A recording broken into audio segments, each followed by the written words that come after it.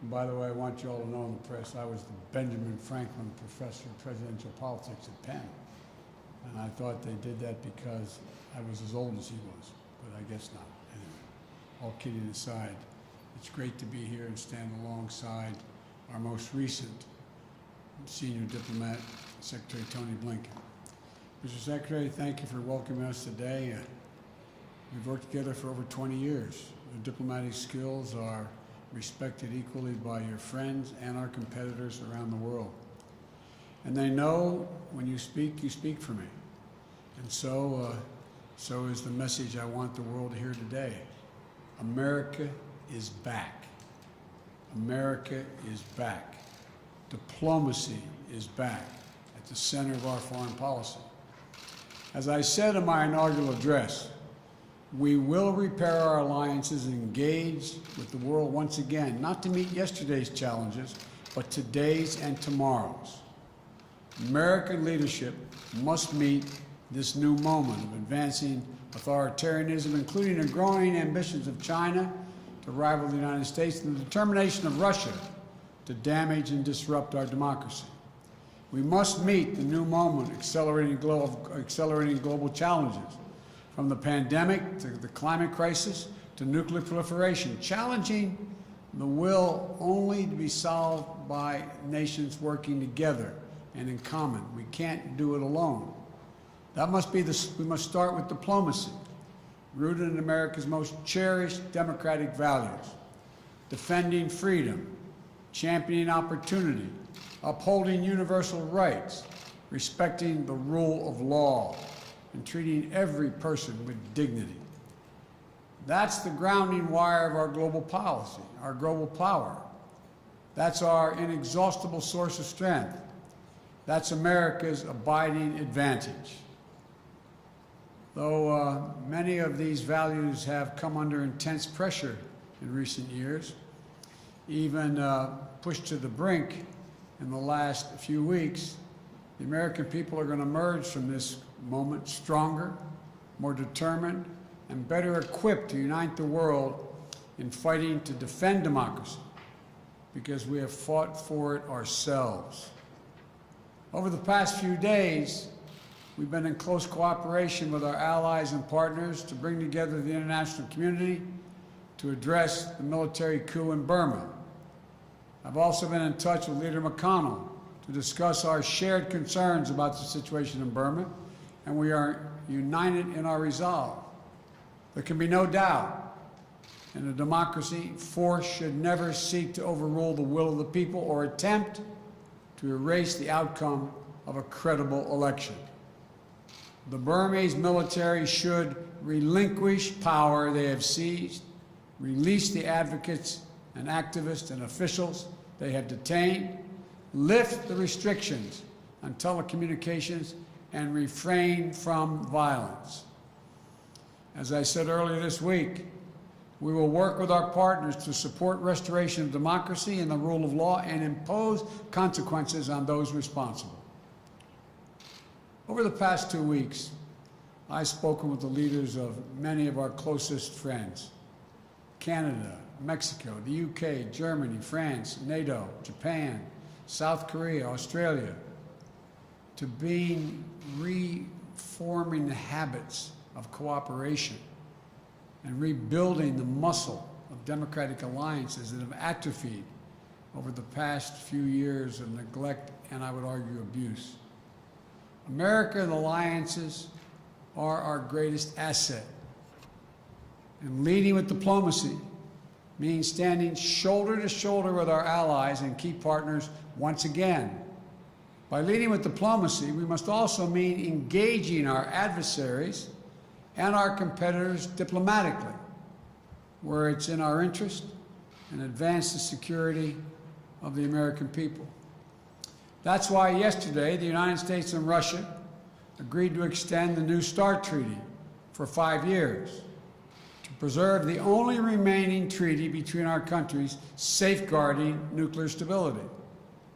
At the same time, I made it clear to President Putin, in a manner very different from my predecessor, that the days of the United States rolling over in the face of Russia's aggressive actions interfering with our elections, cyber attacks, poisoning its citizens are over.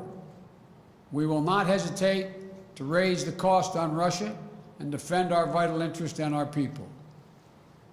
And we will be more effective in dealing with Russia when we work in coalition and coordination with other like-minded partners. The politically motivated jailing of Alexei Navalny and the Russian efforts to suppress freedom of expression and peaceful assembly are a matter of deep concern to us and the international community. Mr. Navalny, like all Russian citizens, is entitled to his rights under the Russian Constitution. He's been targeted for exposing corruption. He should be released immediately and without condition. We'll also take on directly the challenges posed by our prosperity, security, and democratic values by our most serious competitor, China. We'll confront China's economic abuses, counter its aggressive, coercive action to push back on China's attack on human rights, intellectual property, and global governance. But we are ready to work with Beijing when it's in America's interest to do so. We will compete from a position of strength by building back better at home, working with our allies and partners, renewing our role in international institutions, and reclaiming our credibility and moral authority, much of which has been lost. That's why we moved quickly to begin restoring American engagement internationally and earn back our leadership position, to catalyze global action on shared challenges. On day one, I signed the paperwork to rejoin the Paris Climate Agreement.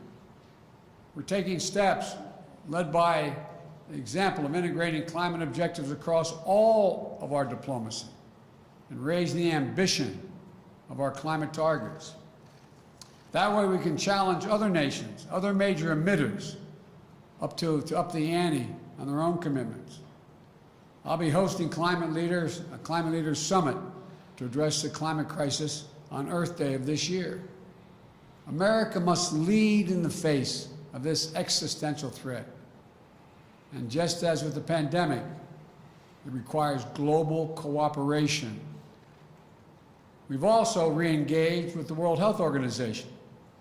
That way we can build better global preparedness to counter COVID-19, as well as detect and prevent future pandemics, because there will be more. We've elevated the status of cyber issues within our government, including appointing the first Deputy National Security Advisor for Cyber and Emerging Technology. We're launching an urgent initiative to improve our capability, readiness, and resilience in cyberspace. Today, I'm announcing additional steps to course correct our foreign policy and better unite our democratic values with our diplomatic leadership. To begin, Defense Secretary Austin will be leading a global posture review of our forces so that our military footprint is appropriately aligned with our foreign policy and national security priorities. It will be coordinated across all elements of our national security, with Secretary Austin and Secretary Blinken working in close cooperation. And while this review is taking place, we'll be stopping any planned troop withdrawals from Germany. We're also stepping up our diplomacy to end the war in Yemen, a war which has created a humanitarian and strategic catastrophe. I've asked my Middle East team to ensure our support for the United Nations-led initiative to impose a ceasefire, open humanitarian challenge, and restore long-dormant peace talks. This morning, Secretary Blinken appointed Tim Lenderking, a career foreign policy officer, as our special envoy to the Yemen conflict, and I appreciate his doing this. Tim has lifelong experience in the region, and he'll work with the UN envoy and all parties of the conflict to push for a diplomatic resolution. And Tim's diplomacy will be bolstered by USAID working to ensure that humanitarian aid is reaching the Yemeni people who are suffering unendurable devastation. This war has to end. And to underscore our commitment, we are ending all American support for offensive operations in the war in Yemen, including relevant arms sales. At the same time, Saudi Arabia faces missile attacks, UAV strikes, and other threats from Iranian-supplied forces in multiple countries. We're going to continue to support and help Saudi Arabia defend its sovereignty and its territorial integrity and its people. We also face a crisis of more than 80 million displaced people suffering all around the world. The United States' moral leadership on refugee issues was a point of bipartisan consensus for so many decades when I first got here. We shine the lamp of liberty on oppressed people. We offered safe havens for those fleeing violence or persecution.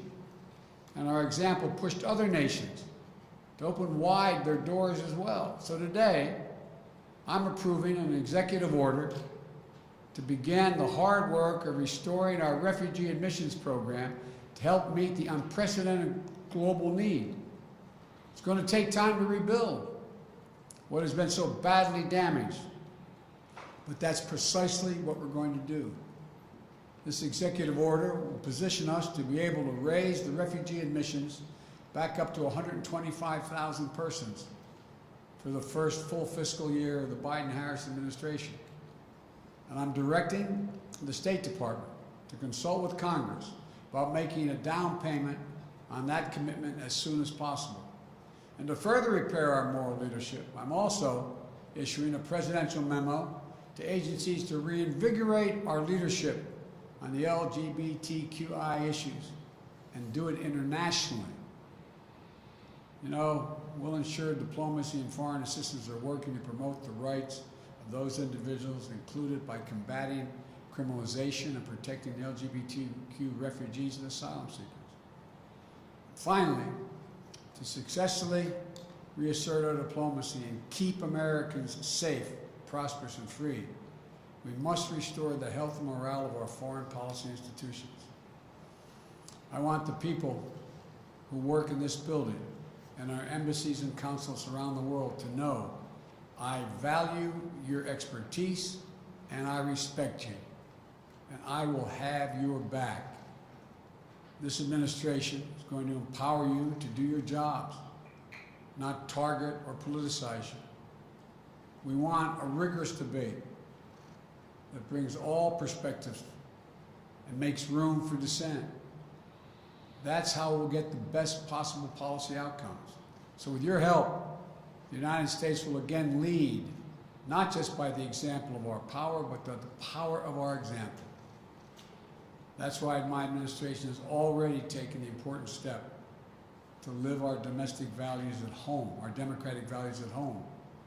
Within hours of taking office, I signed an executive order overturning the hateful, discriminatory Muslim ban, reversed the ban on transgender individuals serving in our military. As part of our commitment to truth, transparency, and accountability, we stated on day one, we started on day one with daily briefings of the press from the White House. We've reinstituted regular briefings here at State and at the Pentagon. We believe a free press isn't an adversary. Rather, it's essential. A free press is essential to the health of a democracy. We've restored our commitment to science and to create policies grounded in facts and evidence. I suspect Ben Franklin would approve. We've taken steps to acknowledge and address systemic racism and the scourge of white supremacy in our own country. Racial equity will not just be an issue for one department in our administration. It has to be the business of the whole of government and all our federal policies and institutions. All this matters to foreign policy because when we host the Summit of Democracies early in my administration, to rally the nations of the world to defend democracy globally, to push back the authoritarianism as advanced, we'll be a much more credible partner because of these efforts to shore up our own foundations. There's no longer a bright line between foreign and domestic policy. Every action we take in our conduct abroad we must take with American working families in mind. Advancing a foreign policy for the middle class demands urgent focus on our domestic economic renewal. And that's why I immediately put forth the American Rescue Plan to pull us out of this economic crisis. That's why I signed an executive order strengthening our Buy American policies last week. And it's also why I work with Congress to make far-reaching investments in research and development of transformative technologies. These investments are going to create jobs, maintain America's competitive edge globally, and ensure all Americans share in the dividends.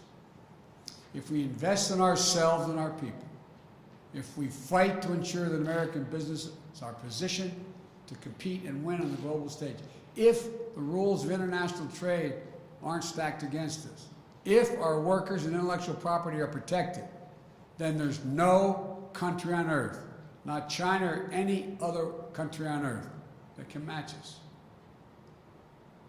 Investing in our diplomacy isn't something we do just because it's the right thing to do for the world.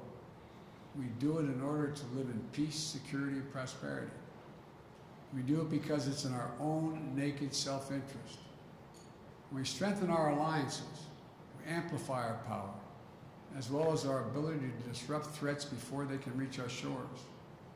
When we invest in economic development of countries, we create new markets for our products and reduce the likelihood of instability, violence, and mass migrations. When we strengthen health systems in far regions of the world, we reduce the risk of future pandemics that could threaten our people and our economy. When we defend equal rights of people the world over, of women and girls, LGBTQ individuals, indigenous communities, and people with disabilities, the people of every ethnic background and religion, we also ensure that those rights are protected for our own children here in America. America cannot afford to be absent any longer on the world stage. I come today to the State Department, an agency as old and as storied as the nation itself, because diplomacy has always been essential to how America writes its own destiny. For the diplomacy of Ben Franklin helped assure the success of our revolution. The vision of the Marshall Plan helped prevent the world from foundering on the wreckage of war. And the passions of Eleanor Roosevelt declared the audacious idea of universal rights that belong to all. The leadership of diplomats of every stripe doing the daily work of engagement created the very idea of a free and interconnected world. We are a country that does big things. American diplomacy makes it happen. And our administration is ready to take up the mantle and lead once again. Thank you all. May God bless you and protect our troops, our diplomats, and our development experts, and all Americans serving in harm's way.